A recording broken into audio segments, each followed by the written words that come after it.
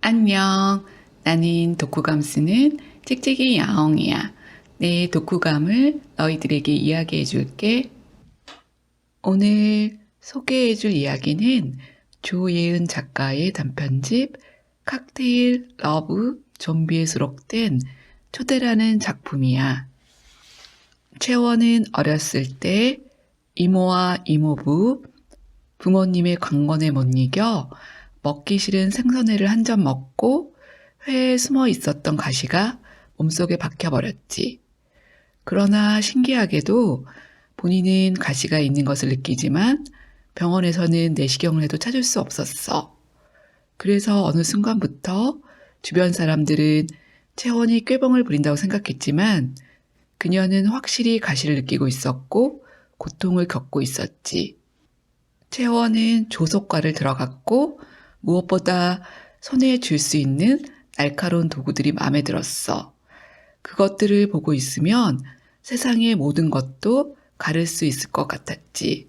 마치 자기 턱 끝에서 쇄골까지 쑥 갈라 17년 동안 자기를 괴롭힌 그 가시를 뽑을 수 있을 것만 같은. 선배의 작업실을 빌려 쓰는 대가로 선배의 공방 수업 중 하나를 맡았어. 반지 만드는 수업이었지. 원래 그 수업은 커플로 많이 참석하는데 유독 한 여자가 혼자 왔어.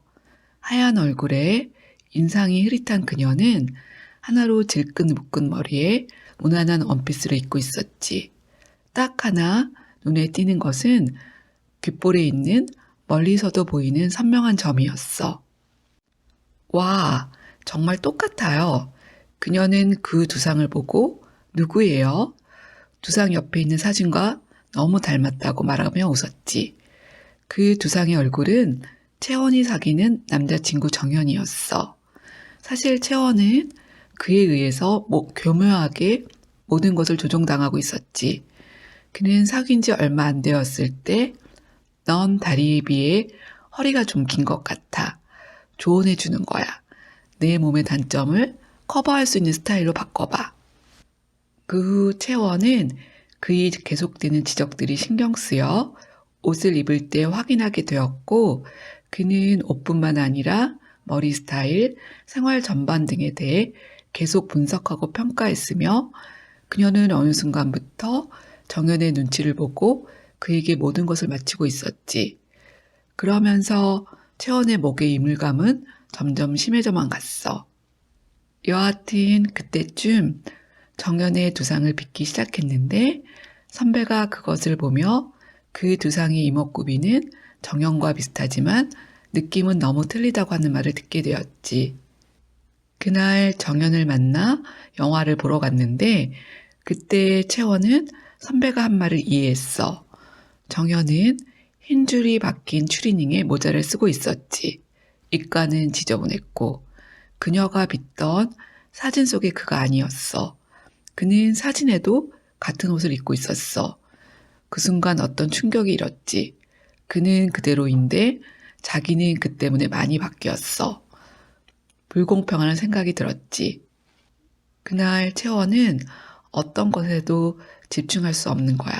그리고 이상하게 느껴졌어. 한번 이상하다는 생각이 드니 모든 게 이상하게만 느껴졌지. 그는 졸음에 가득 찬 눈으로 연신 하품을 하고 있었고 오직 핸드폰을 볼 때만 사진 속의 예전 그처럼 미소를 띠고 있었어. 채원이 연신 헛기침을 하자 그는 귀찮다는 티를 내며 화장실을 갔지. 채원은 남친이 놔두고 간 핸드폰을 집어들었어. 거기에는 예전에 없었던 잠금이 걸려 있었지. 그 순간 메시지가 떴어. 거기에는 친구가 나야 잘 지내지. 근데 내 여자친구 태주 말이야. 다른 메시지는 보지 못했고 정연이 돌아와서 채원은 시치미를 뗐고 영화가 시작되기 전 정연은 잠시 밖에 나갔다 왔고 돌아와서 영화를 보았지. 영화가 끝났을 때 일부러 채원은 영화의 결말을 다르게 이야기했지만 남친은 알아차리지 못하며 건성으로 대답했어. 공방에 돌아와서 오랫동안 채원은 자기가 만들었던 남친의 두상을 보았지. 그것은 그의 얼굴도 뭣도 아니었어. 그녀는 전혀 모르는 얼굴을 빚고 있었던 거지. 두상을 부숴버릴까 하다 창가 쪽으로 얼굴을 돌려놓고 공방에 앉아있다 문득 선배의 책상에서 클래스 신청자 명단을 보게 되었어. 그 수많은 이름 중에 이태주라는 이름이 문득 눈에 띄었지. 반지 클래스 신청자. 누구랑 같이 신청자가 있었는지 보았지만 그 사람만 혼자 신청했었어. 갑자기 그녀가 떠올려졌지. 정연의 두상에 대해 이야기를 나누었던. 얼굴을 떠올려 보려 했지만 기억이 나지 않았지. 동명이인일 수도 있지만 왠지 맞다면. 그러고 있는데 남자친구가 근처 횟집에 친구들이랑 있다고 오라고 했어. 가기 싫어서 답을 안 하고 전화도 안 받았는데 공방으로 술에 취해서 찾아왔지. 그러면서 왜 전화 안 받느냐고. 그리고 회 못 먹으면 매운탕 먹으며 친구들 상대 좀 해주면 안 되냐고 이야기하는 거야. 채원은 그동안 쌓인 것들로 우리 그만 헤어지자고 했지. 하지만 남자친구는 갑자기 왜 그러냐며 그녀에게 이기적이라고 해. 그래서 채원은 태주가 누구냐고 묻지. 그러자 남친은 핸드폰 봤냐며 그냥 동창회로 가면서 채원의 손을 꽉 움켜줬어. 뿌리치자 그가 넘어졌고 채원은 왠지 붙잡히면 안 될 것 같아 도망가다가 다시 붙잡히고 그만 기절해. 깨어나 보니 병원이었고 같이 작업실을 쓰는 선배가 채원이 쓰러져 있을 때 공방에 왔고 남자친구를 경찰에 신고하겠다고 쫓아버린 거였어. 다시 작업실로 선배랑 돌아왔는데 남친의 두상이 바닥에 떨어져 있는 거야. 선배가 그런 거예요? 두상이요. 제가 창가에 놓아두었는데 떨어져 있어서 나도 모르겠는데. 채원은 모든 것이 갑자기 태주의 짓이라는 생각이 들며 클래스 참가 명단에 있는 그녀의 수강 신청서에 있는 전화번호로 전화했는데 결번인 거야. 누가 수강 신청서에 결번인 번호를 쓸까 생각하다 너무 이상해 컴퓨터를 켜서 그 번호를 조회해 봤지.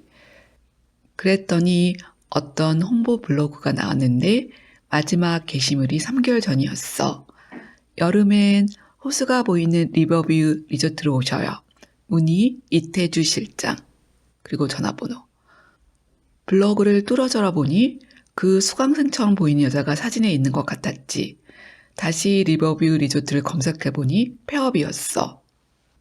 그 다음날 공방에 온 전단지들을 정리하는데 리버뷰 리조트의 홍보 전단지가 끼워져 있는 거야. 호수가 보이는 리버뷰 리조트로 오세요. 이태주 실장. 왠지 초대 문구 같았어. 다시 컴퓨터를 켜고 어제 블로그를 찾아보았는데 모든 게시물이 사라졌지. 채원은 그녀가 자신을 리버뷰 리조트로 부르는 것 같았어. 그래서 무언가 홀린 듯 홍보 전단지에 있는 주소인 리조트를 찾아가. 가는 길은 어둡고 구불하고 좁았어. 도착하니 밤 9시가 훌쩍 넘었지. 리조트는 어두웠는데 유일하게 4층만 불이 켜져 있었어. 그 불 켜진 객실 발코니로 원피스를 입은 그녀가 나왔지. 어두워서 얼굴은 잘 볼 수 없었지만 자기를 응시하는 시선만은 느껴졌어. 그녀는 다시 방으로 천천히 들어갔어. 채원은 왠지 이건 초대라는 확신이 들며 충동적이란 걸 알면서도 4층으로 올라갔지. 그러면서 어릴 때부터 자기 목에 17년 동안 박혀있는 가시, 즉 자기 의사를 막는 모든 것들, 입에서 나오지 못한 말들이 뭉쳐서 다시 가시가 되어 자기 여린 부위를 찌르고 있는 것을 느꼈어. 불이 켜있는 403호 앞에 선 채원은 어디선가 나는 비릿한 냄새를 맡으며 서 있다가 이제 돌이킬 수 없다고 생각한 순간 문이 열리며 그녀가 화사하게 웃으며 잘 왔어요 라고 했지. 하나로 질끈 묶은 머리, 흰 피부, 왼쪽 귓볼에 선명한 점, 공방에 왔던 그녀였어. 우리 구면이죠? 그녀가 말했지. 이상하게 오랜 친구를 만난 것처럼 반가웠어. 무심코 그녀의 손을 잡으려고 했는데 그녀의 손이 온통 빨갰지. 그녀는 실례했다면서 손을 옷에 닦았는데 옷도 온통 붉었어. 채원은 지금이라도 도망갈 수 있을까? 지금 이건 현실인가 싶어 그녀의 피로 범벅된 손을 만졌지. 실제로 만져지는 피부였어. 그녀는 채원을 방으로 이끌었어. 거기에는 이미 세구의 시체가 있었지. 머리가 터지고 목이 잘린. 헛웃음이 났어. 이건 내 상상인가? 채원은 크게 숨을 쉬고 눈을 감았지. 그러자 그녀가 귀에다 꿈이 아니에요. 채원은 구역질이 나온 입을 틀어막았는데 갑자기 남친의 목소리가 들리는 거야. 살려줘! 살려주세요! 너무 놀란 채원은 울며 몸을 뒤로 물러섰지. 그러자 그가 채원? 채원이야? 채원아 살려줘! 그는 예전에 이모가 다듬던 횟감처럼 눈이 감긴 채 결박되어 있었어.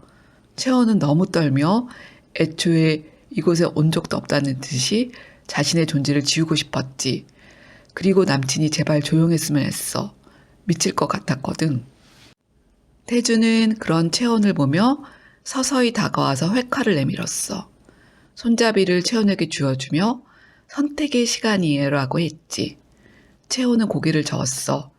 그녀는 독촉하지 않았지만 이미 결과를 알고 있는 것처럼 굴었지. 채원은 계속 고개를 저었어. 그러다가 목의 통증이 극도로 심해지며 심한 기침을 하면서 바닥을 기었지. 그러자 태주는 회칼을 거두고 채원의 턱을 쥐고 오간의 검은 내부를 들여다보았어. 안을 집요하게 응시하던 그녀는 가여워라 하면서 채원의 등을 쓸어주며 갈고리 같은 긴 손가락을 목 안 깊이 넣었지. 갑자기 목이 찢어지는 듯한 통증과 내장까지 토할 것 같은 느낌이 들며 채원은 한참을 기침했어. 그리고 그때 무언가 목에서 튀어나왔지. 하얗고 하얀 가시. 정말 있었던 거였어. 채원은 갑자기 웃음이 빚어나오며 크게 웃고 싶었지. 태주를 바라보자 그녀는 다들 있는 것도 그냥 없다. 없는 것도 있다 하고 사는 거죠라며 채원 손을 붙잡고 남친에게 다가갔어. 그리고 채원 손에는 회칼이 주어졌지. 그리고 태주가 맑게 웃으며 괜찮아요? 라고 물었고 이상하게 그 물음에 기이한 안정감이 들었어. 그리고 또 다른 채원 자신과 있다는 느낌이 들며 태주가 의도한 대로 손에 들린 것을 높이 들고 거리낌 없이 칼날이 단단한 것을 으깨는 소리와 얼굴에 뜨끈한 핏물이 튀었지. 한참을 남친을 응시했고 태주는 한참을 웃었어. 그리고 태주를 놓아 시체 내구를 리조트 앞 소행차에 옮겼지. 양손과 옷이 핏자국으로 가득했어. 채원은 크게 호흡하며 새벽 공기를 들이마셨지. 눈을 감자 어젯밤이 생생하게 느껴졌어. 피냄새, 손에 감기는 묵직한 감촉, 비릿한 잔향. 정신을 차렸을 때 채원은 다시 자기 차 안에 있었어. 모든 것이 깨끗했고 주차장에 그녀 차밖에 없었지. 다만 목의 이물감이 사라진 걸 알 수 있었어. 거울로 산발인 머리를 묶고 귀가 보이자 왼쪽 귓볼에 붉은 점이 찍혀 있는 걸 알 수 있었어. 그리고 그것을 엄지손가락으로 문지르자 사라졌지. 이 소설은 30대 초반의 젊은 여성 작가가 쓴 작품이야. 괴담을 좋아하고 금속 공예학을 전공했고 취직 준비가 싫어 글을 쓰기 시작한 게 인생을 바꾼 계기가 되었다고 말한 아직 앳된 인상의 사진 속의 그녀를 보며 깜짝 놀랐어. 내가 안 읽은 재미있는 단편은 없을까 하며 책을 찾다 칵테일 러브 좀비라는 책의 앞표지가 마음에 들어 읽기 시작했는데 좋아하지 않는 장르의 기괴한 이야기들이 어찌나 이상하고 뒤가 궁금한지 끝까지 읽을 수밖에 없었어. 이 초대라는 작품은 단편집의 첫 번째 이야기인데 뭐랄까 태주가 3명의 남자들을 왜 죽였는지 그리고 채원이 태주의 지시에 따라 꼭 남친을 죽였어야 했는지 알 수는 없지만 이야기가 기묘하고 재미있어 소개해주고 싶었어. 여기에 수록된 다른 이야기들도 무척 신선하고 매력적이니 무언가 새로운 것이 읽고 싶을 때 읽어보면 섬뜩하지만 기분 전환이 될 거야. 구정은 잘 지냈어? 코로나 이후 오랜만에 많은 가족들이 만났을 텐데 배려와 사랑이 가득한 시간이었는지 아니면 가족이라는 이유로 무심하게 혀라는 부드럽지만 뾰족한 칼을 이용해 누군가의 마음을 베고 상처 주는 시간은 아니었는지 반성하는 시간이 되었으면 해. 나는 피를 나눈 사람이 가족이 아니라 마음을 나눈 사람이 가족이라는 말이 참 좋아. 피를 나누었건 마음을 나누었건 어쩔 수 없이 가족이 되었건 서로를 애정 없는 말로 상처 주지 말고 온기 어린 다정한 눈빛을 나누는 내 애청자님들이 되면 좋겠어. 그럼 다음 주에 만나. 빠빠이.